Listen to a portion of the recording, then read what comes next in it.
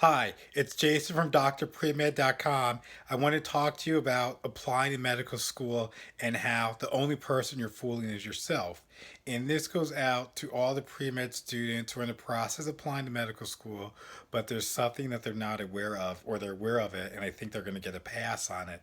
And that's for those students who are going to apply to medical school, but they know they have a weakness in their application. A lot of students feel like they can just go ahead and apply and that adcoms will give them a pass, or that they just don't feel like waiting a year to apply, so they just want to go ahead and see what's going to happen because it can't hurt, because they just don't want to wait another year before they get into medical school. That's actually one of the worst things that you can do when you're applying to medical school, because you have to think about it. Getting into medical school is already extremely competitive as is, where over 60% of first time applicants are rejected. So that just shows you how tough it's going to be. And you think you're going to go ahead and apply when you know you have a weakness in your application. And the point about that is, if you know there's a weakness in your application, that means all the adcoms are going to know there's a weakness in your application. It's going to just be very glaring and obvious that you haven't made a very mature decision about the process of applying to medical school. And when adcoms are deciding who they're going to admit to become physicians, are going to ultimately be responsible for the lives of other people, their patients, and interacting with those family members, they want to know that the doctors that they're producing are mature, thoughtful individuals who take a long-term approach and aren't just acting flying by the seat of their pants, whatever that expression is. And you don't want that to happen to you, because that's just an easy way for them to automatically take you out of the running. Because when you're applying to medical school, the job of adcoms is to find the best people to admit to their medical school. So at each stage and step of the process, they're looking for ways to rule people out and just flat out reject them. And so I was speaking to an adcom from a top school in the Boston area in regards to admissions process and what it means for students who are weak and they think they're going to apply to medical school. And here's what he had to say. He said, "Yeah, I've seen this on many occasions where we have students who are great on paper in regards to their test scores and GPA. They're the perfect applicant, nothing's wrong, and they're definitely, based on the numbers, would get into medical school."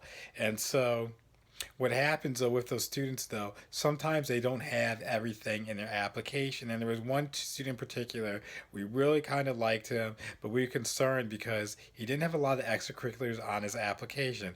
But we said with the numbers that he had, it wouldn't hurt to bring him in for an interview, because maybe that could be explained away. We can figure out how we could work with him.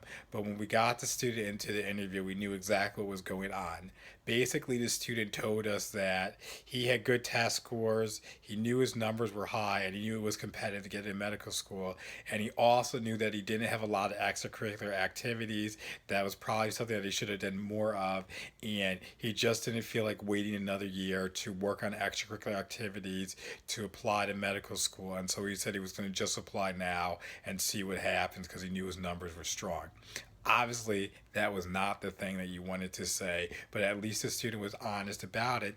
And the adcoms decided ultimately that there was no way that they were going to move forward with this applicant and let him into medical school. They did tell him that if he would have taken that extra time to do those extracurricular activities and wait a year, he definitely would have been a shoe-in at their medical school. But they just could not accept him because it's very competitive, and it would be unfair to accept this student in comparison to all the other hard-working students who completed each and every process of making sure they're a competitive applicant for medical school. So obviously they rejected him, and because they had a whole slew of other students who had the numbers, who had the grades, the MCAT score, and also had all the extracurricular activities that were needed to get into medical school. So if this is you and you're a student and you're kind of on the fence about what you should do, and if you think there's a weakness in your application, then the professionals, us adcoms who review applications all the time, we're definitely going to see that weakness because it stands out,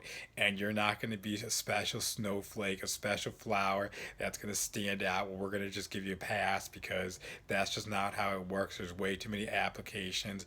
You have to think about 10, some schools receive over 10,000 applications for 150 spots. So they're going to use computer to screen out, and AI comes when they're looking at your application. They just have so much to look at that it's going to be very easy for them to just say, nope, you don't have this, you don't have that, or what you wrote about just isn't going to work for you. And so you're going to get screened out of the process. And so, for a lot of students, one of the biggest issues that they're going to be coming up against is going to be their numbers.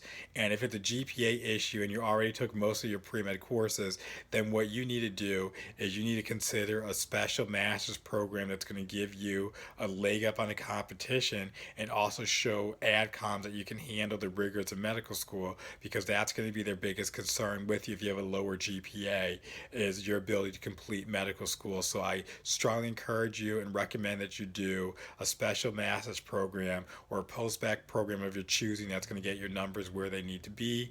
And if it's the MCAT's an issue for you, then you know what you need to do. You need to sit down, you need to retake the MCAT, or if you haven't taken the MCAT, make sure you're getting top scores. But no matter what you do, you need to figure out what is the weakness in your application, what could a potential AdCom say to me or to other people on the committee to deny my acceptance to medical school. You need to find what those are, you need to fix them, and you need to make them your strongest suits so that there's no reason for an AdCom to say no and you're rejected from medical school. Because you got to remember, right now, 60% of you who are applying aren't going to get in. And so you think it's not going to be you, but that's 6 out of 10 people, so only 4 are going to get in. So you need to do everything you can to make sure you're on the winning side. And if you have more questions or concerns, always stop by me at drpremed.com for more tips and advice to help you on your path to going from pre-med to medical school. Take care.